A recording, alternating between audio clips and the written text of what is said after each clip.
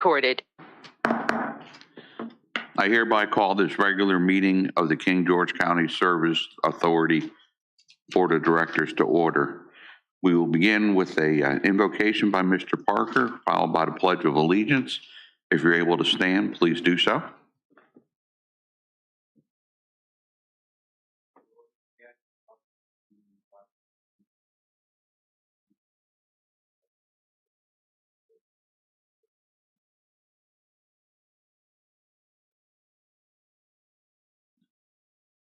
Allegiance to the flag of the United States of America and to the republic for which it stands, one nation, under God, indivisible, with liberty and justice for all.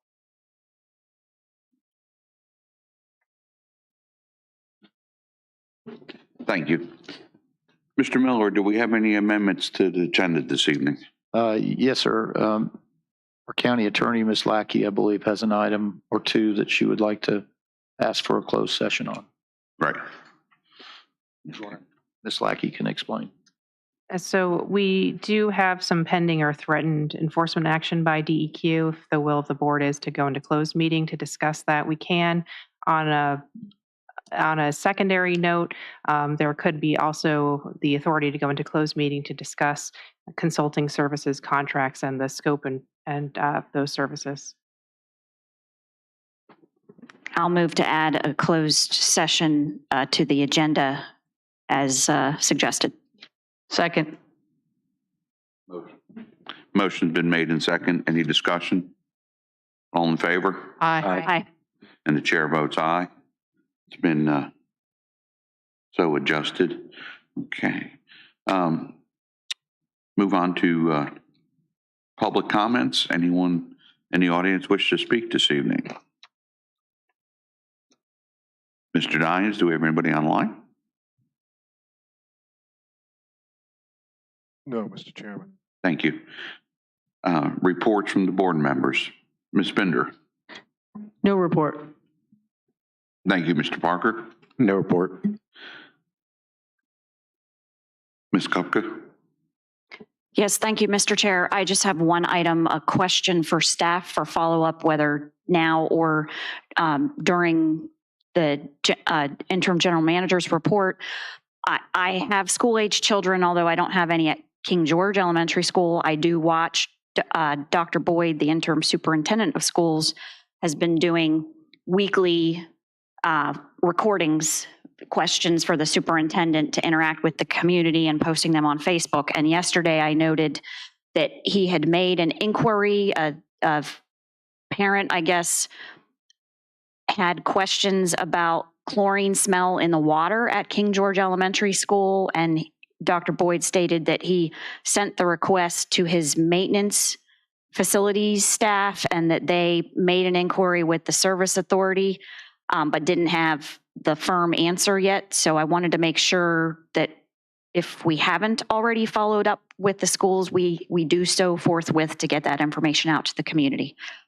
And that's all I have. Thank you, Mr. Chair. Thank you, Ms. Kupka. Ms. Cleveland. No report. Thank you. And I have nothing to add. Moving on to consent agenda. Motion to accept the consent agenda is written. Second. Motion's been made in second. All in favor? Aye. Aye. Chair votes aye. Motion carries. Okay, report from the county attorney, Ms. Lackey. Just a brief report, then the matter I previously mentioned with regard to a small modification of utility easements in Hop Yard Farm. We have a deed that's just about ready to go. We're just waiting on the plat. So that's the current status of that item. You'll probably see it on an upcoming agenda. Okay, thank you. Okay, presentation. Ms. Hahn from Finance, I believe you have.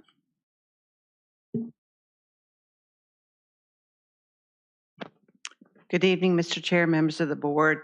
Included in your packet was just a simplified version of the financial reports that we normally do, and this is because, as I had mentioned at the meeting, at the second meeting last month, that until our auditors come, our books haven't closed. But July is generally not a big revenue generating month because of our every other month billing cycle. So for July, for the month of July, we did bring in $20,378 in revenue, and our total expenditures for the water department, $118,767, and for the sewer department, $175,258, for a total of $294,025 for the month of July. Thank you. Any questions for Ms. Hahn? Thank you. Thank you. Mr. Miller, AMI? Yes, sir. So we have representatives from, from Fortiline, who is the vendor, the contractor that is doing the AMI project. I think if you remember at our last meeting, Ms. Norris Parker gave us an overview of from the staff standpoint of how we're working with these folks. And so we thought it would be nice for you all to see, what's going to take place with this project and learn a little bit more about this company and kind of be able to help you explain it if you're ever approached by anybody that may have some questions. So, guys.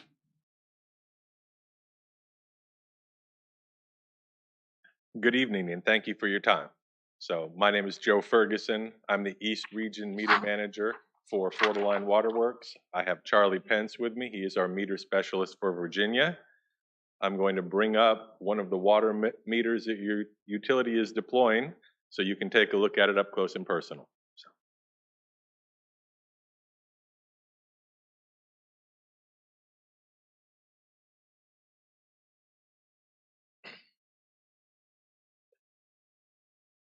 As Mr. Miller stated, the purpose of this presentation really is just to give you enough information so that you can be dangerous if one of your customers asks you what's going on with the meter project.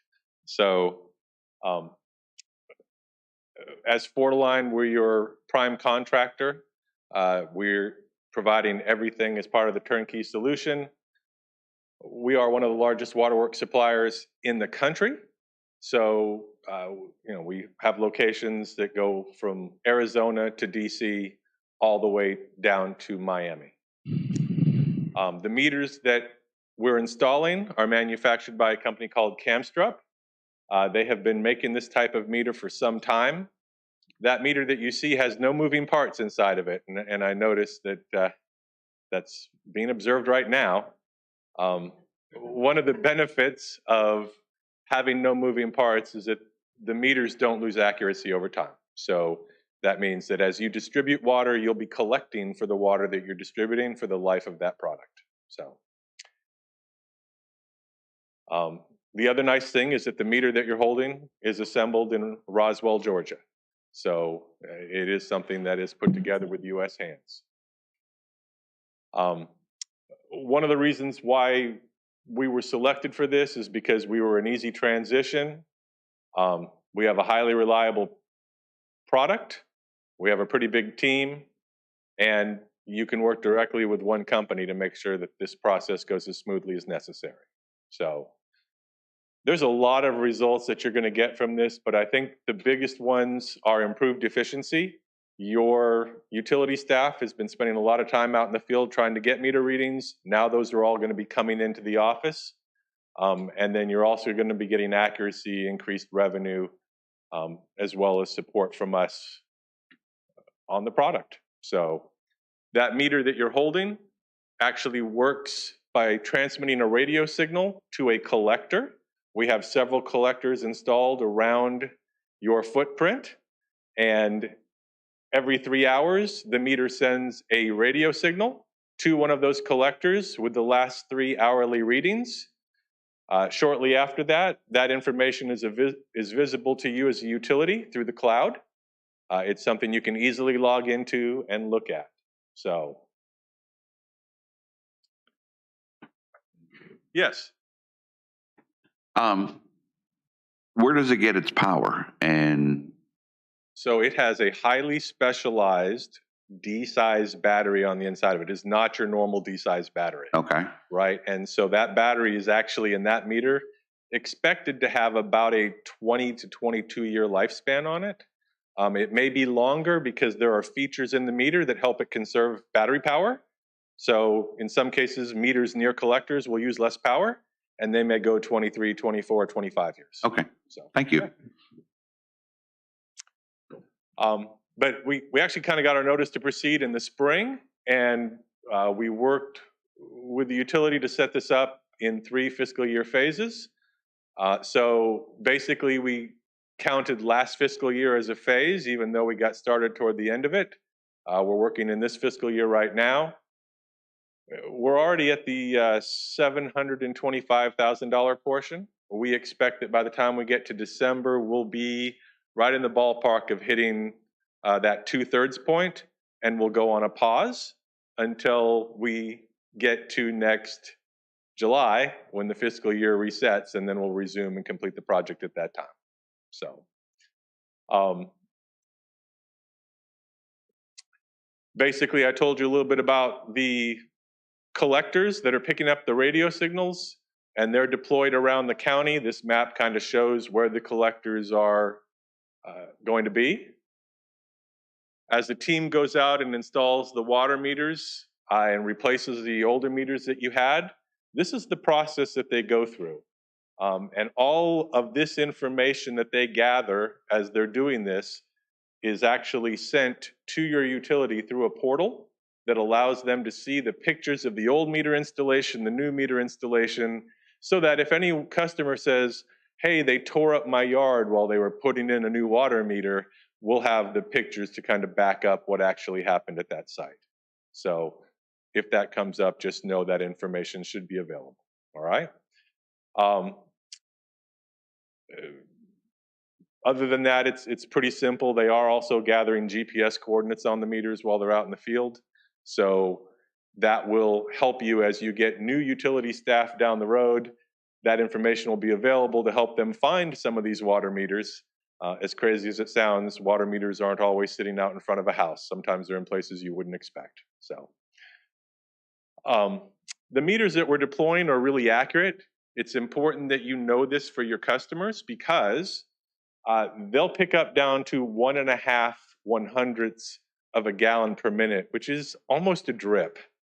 So in the past, you might have gone over to someone's house for dinner, you went to wash your hands before dinner, and you noticed that the bathtub was going drip, drip, drip, drip, drip. Well, the old meters that you had, they don't pick up that flow. These meters will. So, and that little drip doesn't look like much, but at 0.025 gallons per minute, that is going to equate to be a little over 1,000 gallons a month, which will be enough to change someone's water bill, right?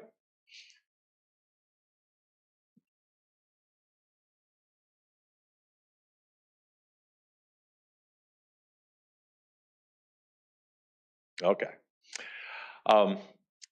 One of the things you should know about the meters is that they're highly reliable. We have experience with other brands of meters. What we found with Camstrup is that unlike the national average, which is about 3 of these in 100 fail per year, theirs is 0.5%, so less than 1 in 1,000. And in 7 years as a distributor, our number is actually a little lower than that. So really nice to know that you're putting in technology that's going to be reliable, and when you get the information about your customer's water usage, you're going to be able to have confidence that what you're looking at is what's really happening. So.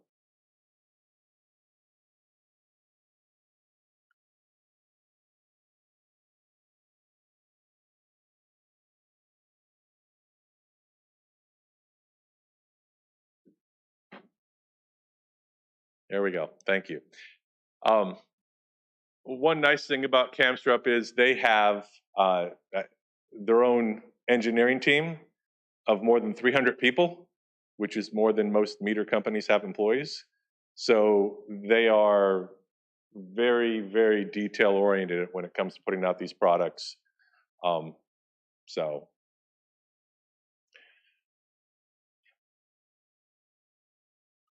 And then we talked about the failure rate already. So again, you don't lose accuracy over the meter. High burst pressure, the mechanical meters you had in were good to 175 PSI. These are good to 250. So there really shouldn't be any reason for the meters to have trouble, especially in this area. So, it'll be very easy for your utility staff down the road to put in new meters as new homes get put in. I won't go into all of the details there, but just know that it's a pretty simple process. It'll take whatever time it takes them to put the new meter in, and then they'll use an Android app, and in about a minute, that meter will be ready to report to the collector, and that information will be coming in from then on. So, this is a little bit about what the meter readings look like and the billing.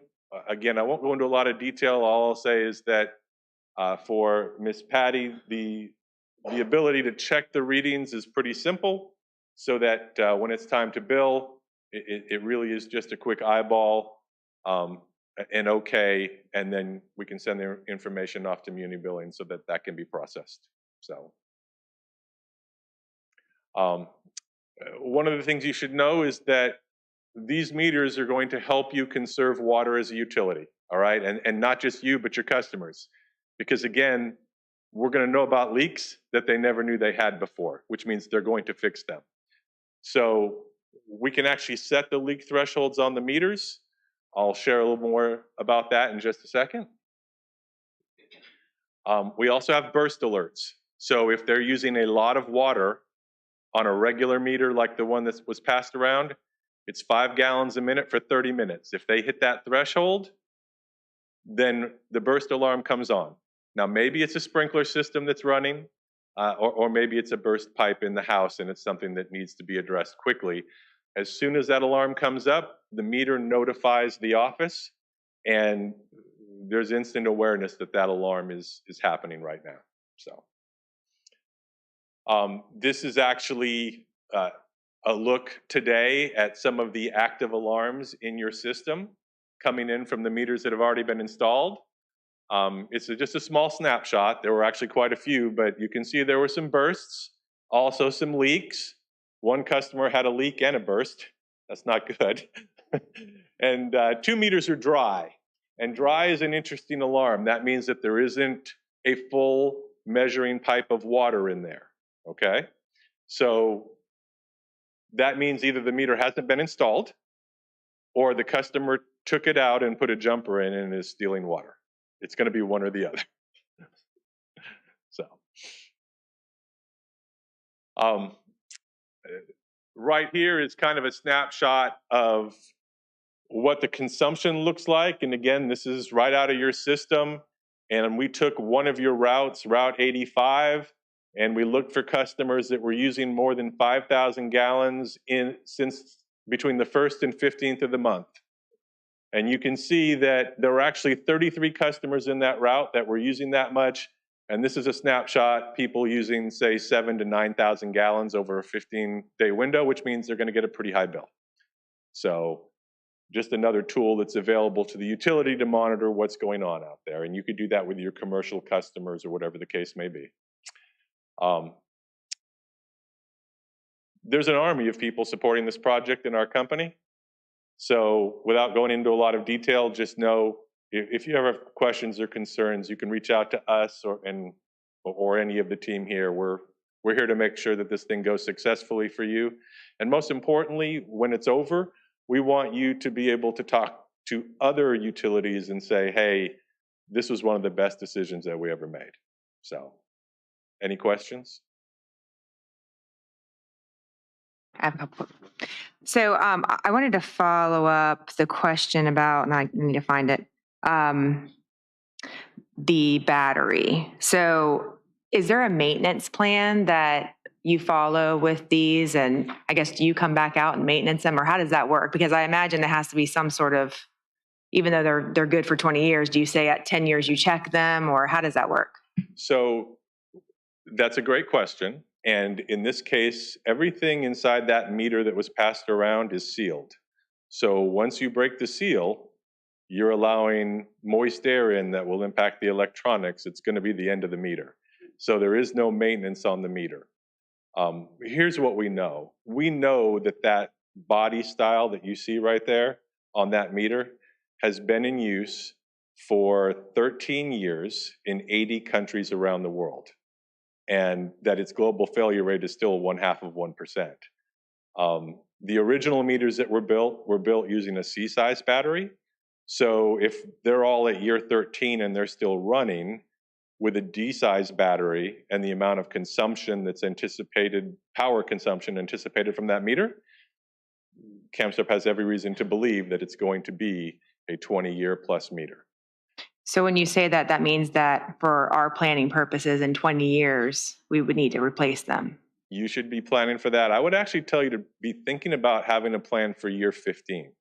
Like, your return on investment on this project will probably be in the, I'm going to say, 4-year time frame, plus or minus, depending on exactly what we see in the data.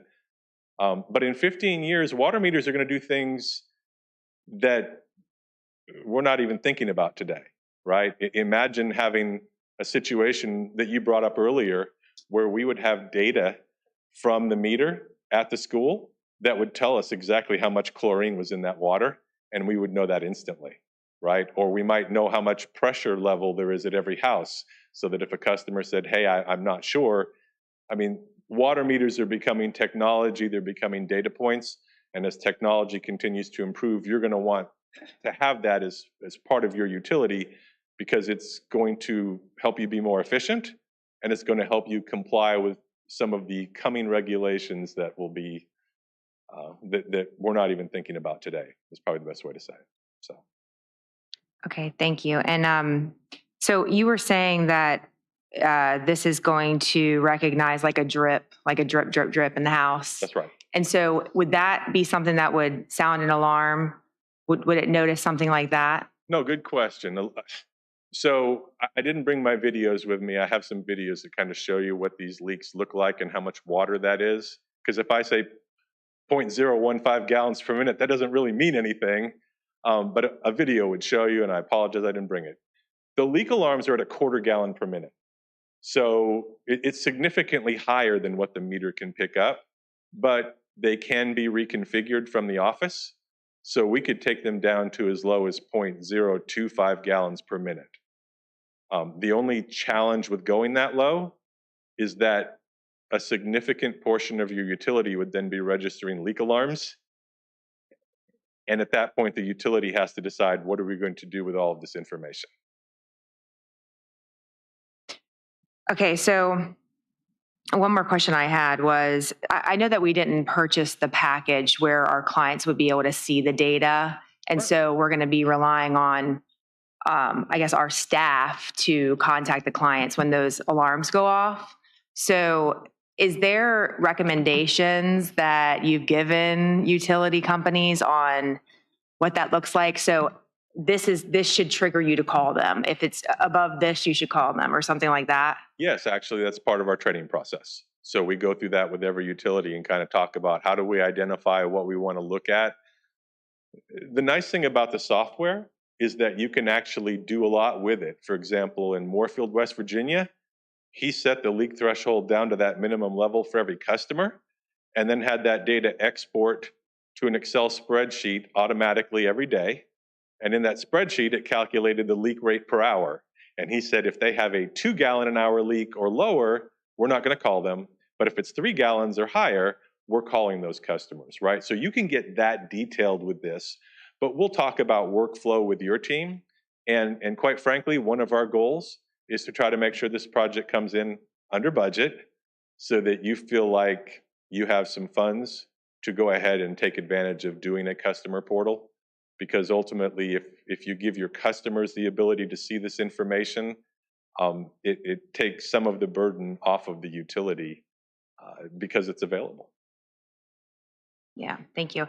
And I wanted to also mention that, I guess, I don't know who called, but somebody called my husband this week saying that our water consumption was more than normal. And we don't actually have a meter installed yet. So I guess they were just looking at the bill. So that was really awesome that we were able to get that call. So it's going to be nice to see that As I said in the last board meeting, we have 3 kids and our water consumption is very high. So it would be really nice to be notified, you know, if there's something out of the ordinary. So I know that that's going to be really helpful for our clients, and I'm one of them. So thank you. Well, fantastic. Thank you. So, any other questions? The utilities you've worked through, had the leak identification been average, significant? So it's interesting that, you know, some utilities, we don't see a lot of leaks. So they're for whatever reason, their system is very tight. And others, it's 20% of their customers, right? So it's a case-by-case basis. And, you know, that's part of the reason why, seeing the data that I'm seeing now, you know, we're very motivated to come in a little bit under budget so that you can have a customer portal as part of this, right? And that way your customers have access to it, and you know, it's not becoming part of a workflow that's excessive. So, right? Thank you. Yeah, thank you. Anything else? Mr. Miller? I would just add that, I guess as we get further into this, we'll sit down with them and have them give us some kind of a pricing estimate on what you're talking about, the customer's ability. I think that's something that we'll just have to look at as we get into it. But I do think that our folks will get trained up and understand this and be able to communicate that. But I do think that would be a powerful tool for customers to know if they're having issues, that they can see that themselves. So we'll be in touch with you guys about that. The other thing I guess I would just ask is, Ms. Norris Parker, how many customers have had meters? Because I know we were making significant progress. Where are we standing right now? Meter replacements with the 850 have been replaced. I think we started in Hop Yard, we did Oakland Park. Hop Yard, for all intents and purpose, is complete.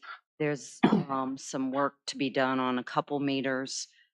And as I was leaving today, there was 247 completed in Oakland Park. And then where's their next location? Next, they will go to First Lady's quarters, and there's 77 meters in that subdivision that will need to be replaced.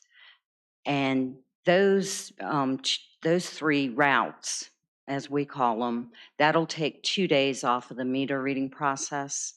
Their next stop will be subdivisions in Dahlgren. They'll go to the Chatham Village, Monmouth, and Gambo Creek. And those meters will take off 1 full day at the end of meter readings. So like I've said before, that's the goal, is to have the meter reading become less. And these meters will definitely do that. And we're going to just keep plugging along. And they are. Is there anything else? Thank you.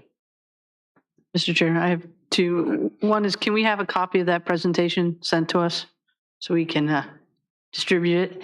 The other thing is, any new meter, and I'm not sure if you can answer this, Ms. Norris Parker can answer it, is anything that comes in now, any new customer is the new meter, correct?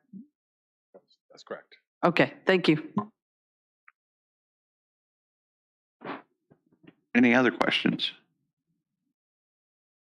Mr. Ferguson, thank you for the presentation, and we look forward to seeing how this progresses. Thank you. Great. Thank you all for your time. I appreciate it. So, okay, Mr. Miller, maintenance. Is that you? John Eisenbeis was called away, so we're going to move this to the 4th. Okay. October. Okay. Move down to your general manager's report. Okay, so I believe I have something up there. Let me call attention to a couple things. One, At your desks, there is a letter from the Office of Drinking Water with the Virginia Department of Health indicating that they've accepted the our Waterworks Business Operations Plan that was submitted on August 10th, 2022. So as of the 31st of August, we have a accepted Waterworks Operations Plan, which was a big deal for the folks at VDH. The other thing I would call attention to is the to-do list. So just no real updates other than in yellow is complete. So the Waterworks Operations Plan is complete. Miss Cleveland had asked at the last meeting for the discussion about the water line replacement at Fairview Beach, Potomac Landing.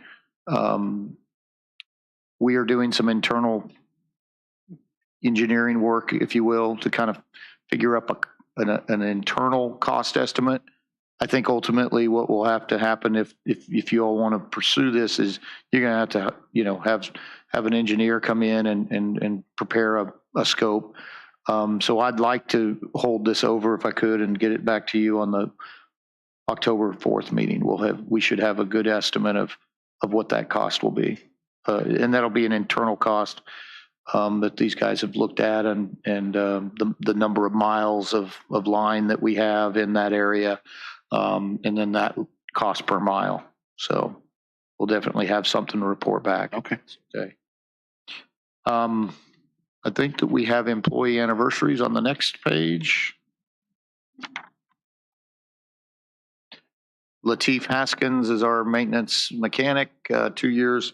He is the important position of the driver of the sludge vehicle that is critical to the operation of our wastewater plant. So his job is to pump out and haul it to the landfill. So you see it on the road, that's Lateef.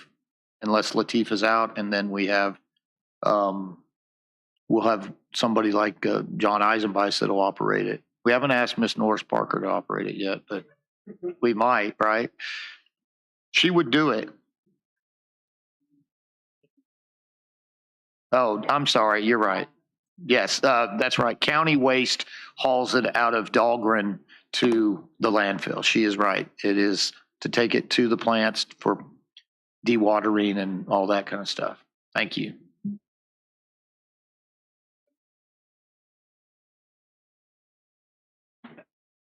Thank you. Any questions for Mr. Miller? Mr. Chair? Yes, ma'am. Yes. Is there an update on my request from the board report with regard to the That's the schools? first I heard about it, but I will circle back with Mr. Goldman, our water manager. Do you know anything about this, Ms. Norris Parker, the King George Elementary? So we'll find out and I'll provide an update to the board. And it may be as simple as something that Mr. Eisenbeis provided us a couple months ago, the explanation of the chlorine in the water, and depends on how far from the entry point, you are, but we just need to get back to them so that, families are assured that the drinking water in the schools is safe. Yes, and I'll talk with, it's Jerry Goldman as our water manager. So I'll talk with him and, we'll circle back. Thanks very much. It's done.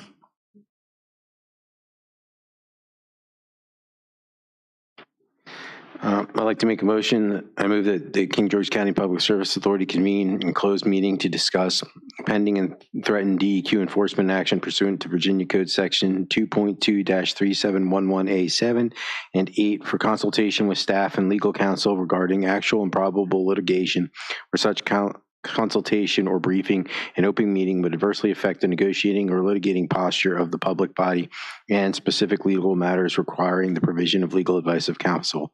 I also move that the King George County Public Service Authority convene in closed meeting to discuss the terms and scope of a contract, specifically operation and management consulting services pursuant to Virginia Code Section 2.2-3711A29, where discussion in an open session would adversely affect the bargaining position or negotiating strategy of the public body. I invite the county administrator, county attorney, and finance director because they are deemed necessary and/or their presence will reasonably aid the board in its consideration of the topics to be discussed pursuant to Virginia Code Section 2.2-3712F. Second. The motion's been made in second. All in favor? Aye. Aye. Chair votes aye. We are in closed session.